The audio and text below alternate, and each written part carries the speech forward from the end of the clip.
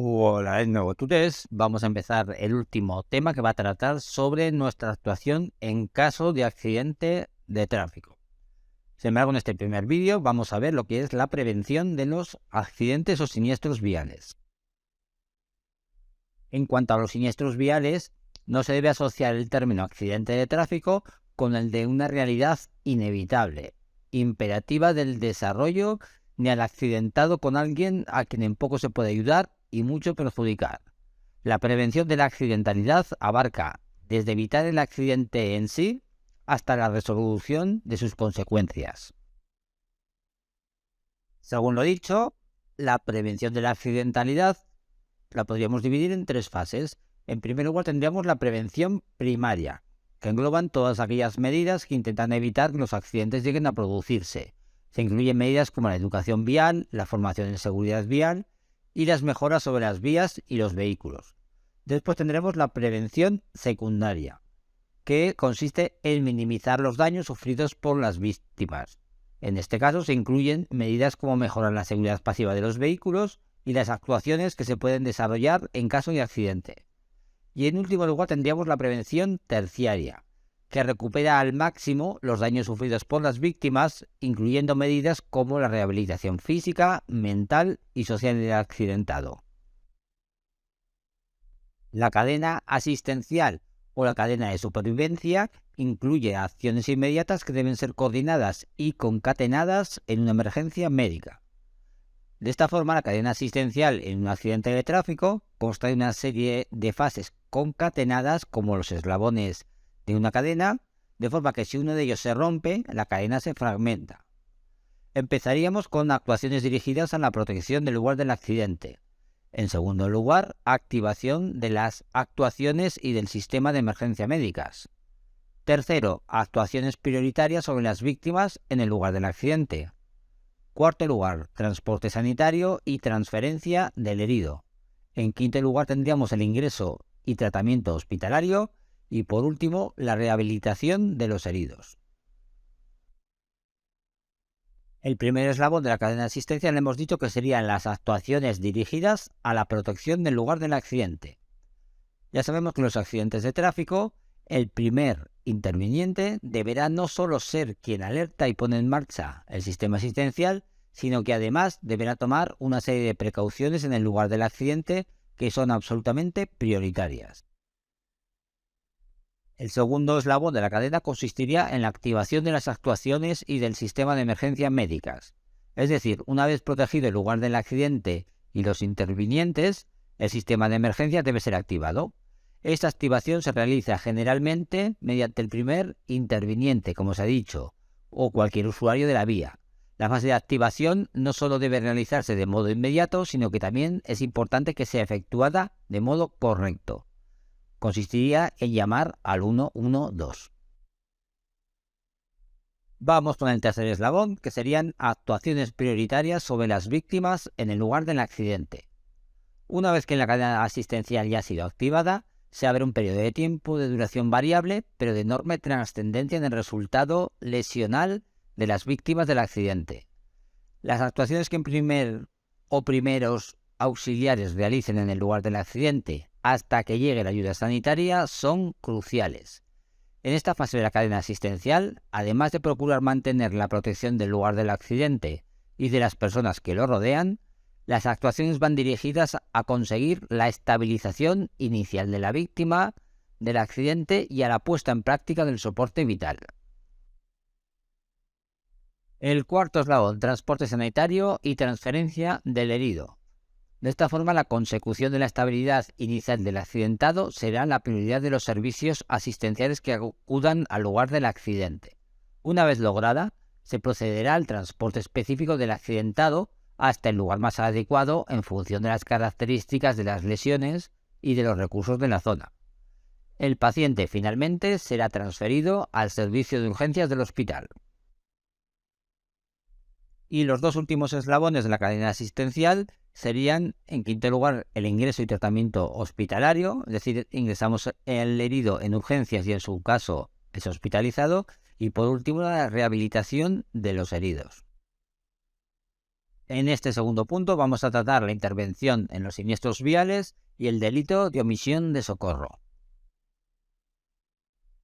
Venga, vamos a ver qué es esto del delito de omisión de socorro. Es decir, los conductores y demás usuarios de la vía que se vean implicados en un accidente de tráfico están obligados a adoptar las medidas necesarias para auxiliar o solicitar auxilio para atender a las víctimas si los hubiere, prestar su colaboración para evitar mayores peligros o daños, restablecer en la medida de lo posible la seguridad de la circulación, esclarecer los hechos y colaborar con la autoridad o sus agentes. Salvo en los casos en que manifiestamente no sea necesaria su colaboración, las mismas medidas están obligados a adoptar, en cuanto les sea posible, los demás conductores y demás usuarios que no están implicados en el accidente, lo presencien o tengan conocimiento de él. No actuar de esta manera se considera delito.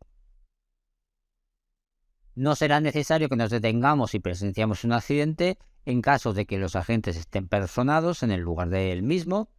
Tampoco deberemos pararnos si las ambulancias y el personal sanitario ya está en el lugar y no piden nuestra ayuda. Y en último lugar, tampoco deberemos detenernos si se produce un accidente sin heridos y si ninguna persona implicada solicita nuestra ayuda. Si alguno de los implicados nos pidiera ayuda, en ese caso deberíamos pararnos obligatoriamente. Por otro lado, no estaremos obligados a avisar a la autoridad ni volver al lugar del accidente en 3 casos. En primer lugar, cuando en el accidente se han producido solo daños materiales o heridas leves. Segundo caso, cuando la circulación del tráfico está restablecida y no se pide nuestra ayuda. Y por último, cuando nadie solicite nuestra ayuda. Ante un accidente de tráfico es importante que conozcamos y sepamos aplicar el protocolo PAS. ¿Y qué es esto del PAS? Bueno, pues son las iniciales de proteger, avisar y socorrer. Primer paso será proteger. ¿A quién vamos a proteger? En primer lugar, a nosotros mismos poniéndonos los chalecos reflectantes. Segundo lugar, vamos a proteger el accidente. Podemos colocar los triángulos de preseñalización de peligro o luces gel flash. Y en tercer lugar, debemos proteger a las víctimas. Segundo paso, avisar. ¿A quién avisamos? Pues al teléfono gratuito 112. Tenemos que tener claro que será necesario identificarnos y mantener la calma para dar todos los datos que nos pidan. Y en último lugar, vamos a socorrer. En este caso es importante no hacer nada que no se sepa hacer. También debemos saber que no tenemos que mover a los heridos. Y en último lugar, mantenerse en el lugar hasta que lleguen los agentes o los sanitarios.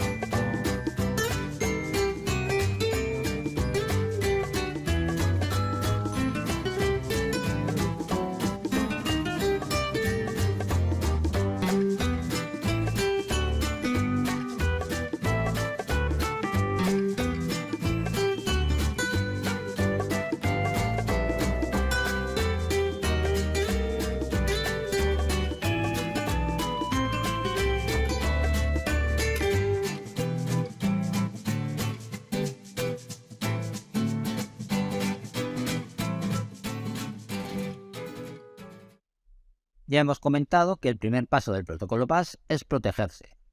Es importante, en primer lugar, autoprotegerse a uno mismo, porque de nada voy a servir si intento ayudar y me atropellan y entonces soy yo también un accidentado.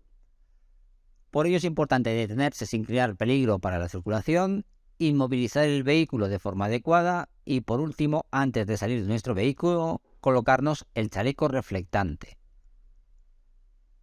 Segundo paso sería proteger el lugar del accidente. Vehículos no implicados, pues inmovilizamos fuera de la calzada y de la parte transitable del arcén.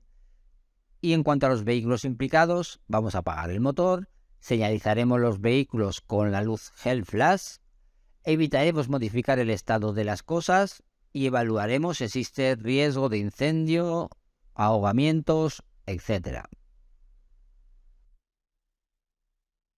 Ante un accidente de tráfico es importante desactivar el airbag de los vehículos accidentados. En este sentido, desconecta los bornes de la batería o quita el contacto si lo anterior no es posible.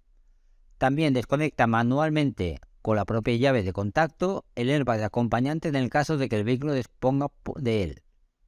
También es importante que no te apoyes ni coloques herramientas u objetos que puedan ser desprendidos sobre la tapa de revestimiento del airbag. También evita manipular la columna de dirección en la que está montado el sistema del airbag. Y por último, cuando sea posible, espera a que transcurran unos 10-15 minutos de precaución. El segundo paso del protocolo PAS hemos dicho que sería avisar. Avisaremos al 112. ¿Datos que hay que dar?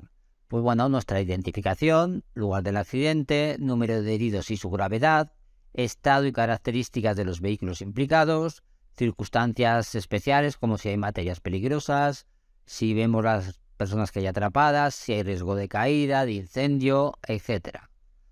Información que debemos dar a la autoridad, pues bueno, nuestro DNI, permiso de conducción, documentación del vehículo, información sobre cómo se produjo el accidente y en su caso someterse, si lo piden, a las pruebas de alcoholemia y o drogas.